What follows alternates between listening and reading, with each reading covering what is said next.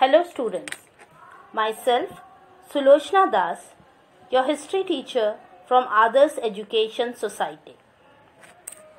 Welcome you back for the second part of our chapter, that is Sources of History. Students, in the previous lecture we have learned about material sources, and in material sources we have gathered information about forts, building, monuments, coins, inscription, etc. In this part, we are going to learn about the written sources and oral sources. Now we know that we get knowledge about various significant events of the past by the means of various sources of history, and written sources and oral sources are ones among them. So we will begin with written sources. Now written sources are those which are in the form of written text. In other words, written sources gives us written account of particular events and happening.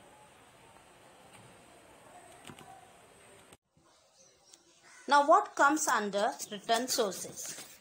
They are documents of proceeding in the court of kings, genealogy, Shakhavali, correspondence, dispatches, judicial verdicts order, treatise, biographies, travelogues of foreign travelers, chronicles, Tavrik.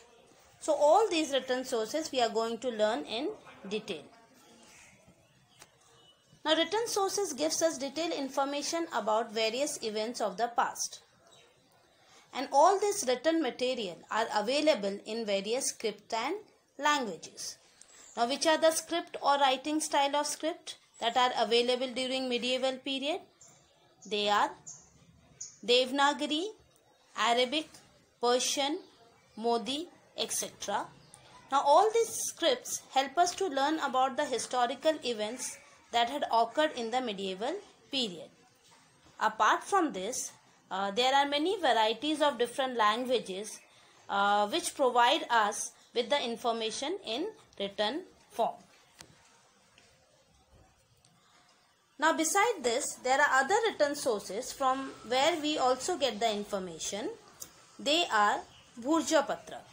Now Bhurjapatra means the bark of birch tree used as a paper for writing or for storing information in a written form. It was specially used by the king for writing letters during the medieval period. Now painting. Now from the painting we get information about the various things about the past, like any events, social life of the people, tradition, culture, everything. So all information, all this information we get through the painting. Decrees and edict. Now decrees and edict, they are an official order given by the government or the ruler, etc. Manuscript. Now manuscript is a handwritten religious documents. Then come the treatise. Now treatise is a long formal piece of writing specially about a particular subject. And the last, that is biography. Now biography means life of someone being written. Now the biographies tells us about the rulers, how they rule, about their reforms, the reforms they made, and how they treated their subject. So all this information we get from the biographies. Now what information we gather from these written sources? Now we gather information about the food item. Now which type of food the people were eating during that period. We also gather information about the attire of the people, that the clothes that the people were wearing during that period. The convention and the rules of the conduct means the traditional way of behaving in the society rules and regulation of the society, and the way the people celebrated their festival. So all this information we get from the written sources. Now let's discuss about the travelers. During the medieval period, many travelers came to India from other countries. Now these travelers maintain a written account or a travel account of all the places they have visited, and they are called the travelogues. Now some of the travelogues or the travelers are Al-Biruni, Ibn Battuta, Nicolau Manusci. Now they provide information about that particular period or the medieval period. Now let's move to the next topic, that is biography. I have already explained you about biography. Biography is about life of somebody is written. Now biography talks about the administration of the king. Some of the biographies of the medieval periods are like Babur's biography, Shivaji Maharaj's biography, that is Shri Shiv Bharat, written which is in Sanskrit and which is written by poet Paramanand. So the biographies provides us information about the kings and their rulers. Now how does the biographies help us? Now it helps us to understand the policies and administrative system of the rulers. That means that it tells us about the various reforms or policies introduced by the rulers or king, and also gives us information about how the king was ruling his kingdom or the way of ruling and their diplomatic relation with other countries or people. The next topic is Tavrik or Tariq. From the term you can understand that it means date. Now what is Tavrik? So Tavrik means the sequence of event. It tells us about the sequence of event that had happened or that has taken place. Some of the Tavrik are some of the Tavrik were written by Al-Biruni, Ziauddin Barani, Maulana Ahmad, Yahya bin Ahmad, Mirza Haider, Bhimsen Saxena, etc. Which gives us information about that particular period or the medieval period. Now we move on to the next topic, that is Bakhar. Now Bakhar is an important type of historical documents. It is a chronicle that originated in Maharashtra. Now what do you mean by chronicle? Now it is a written record of historical event describing them in order in which they happened. Now how does chronicle help us? Now chronicle help us in understanding contemporary political happening, language, culture, cultural life and social condition. Now by political happening we means that it tells about the battle, historic event or historical events, lives of great men of that period. When we talk about linguistic transaction, it means the language, that in which language the people used to speak or write during that period. Alright. Now next is about the cultural life and the social condition. Now cultural life refer to the festival and tradition that people were celebrating during that period, and social condition here means the condition of the people in the society, whether they are rich or poor. It help us to understand the lifestyle of the people, and this way we can say that the chronicle or Bakhar gives us information about the lifestyle of the people.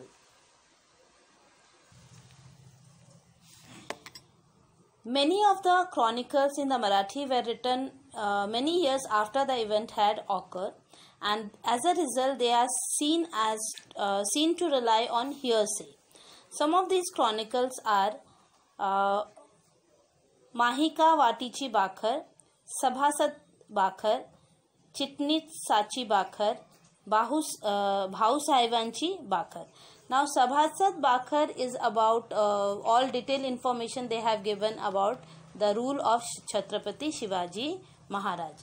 And whereas the Bhau Sahibanchi Bakhar described the Battle of Panipat.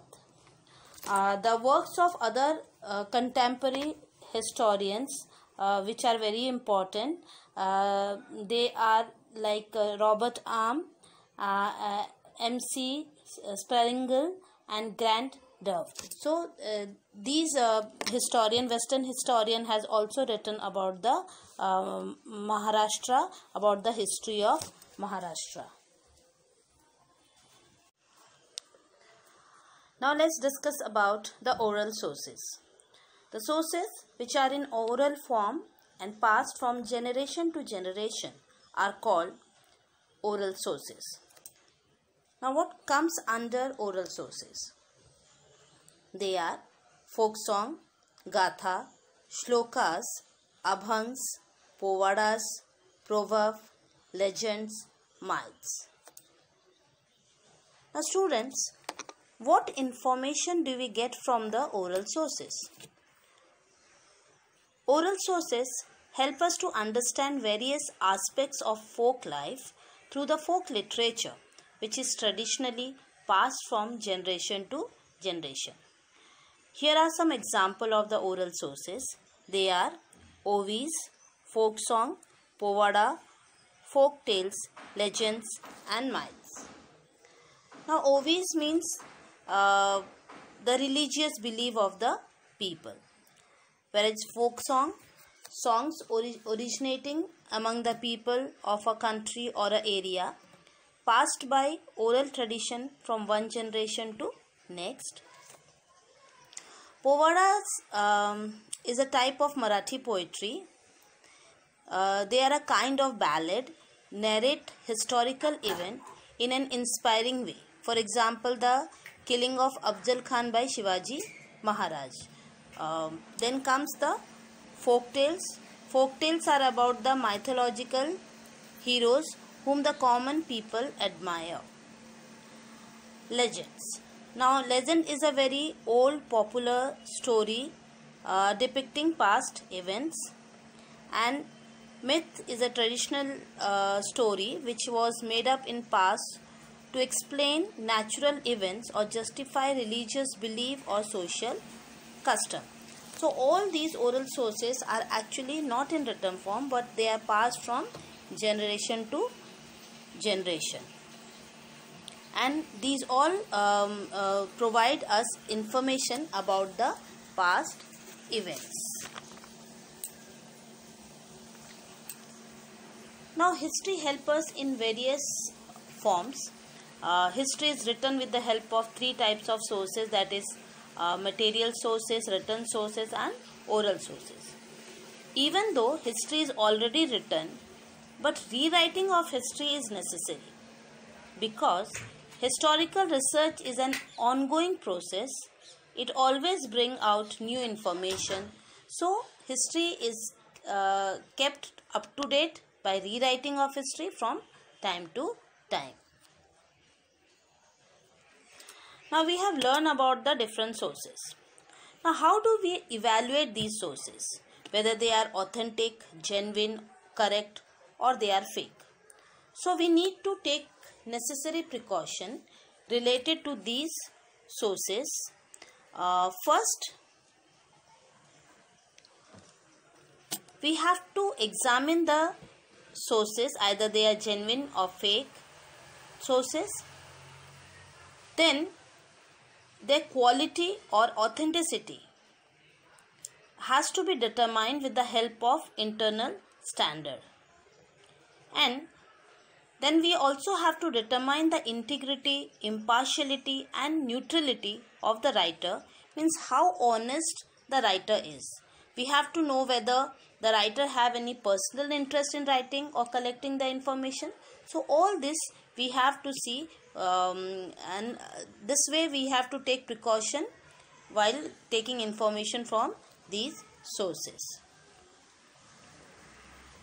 We also need to know the period during which the writer lived, whether the writer are under any political pressure while giving information or while writing history.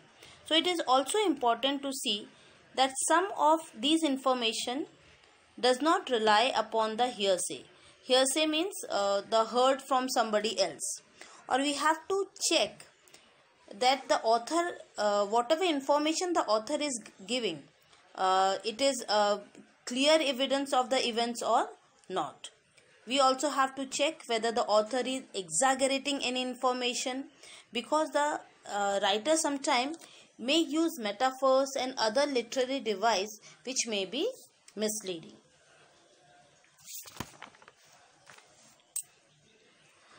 Now all the information has to be cross-checked. The information has to be cross-checked means it has to be cross-checked with the help of other contemporary sources, with other sources.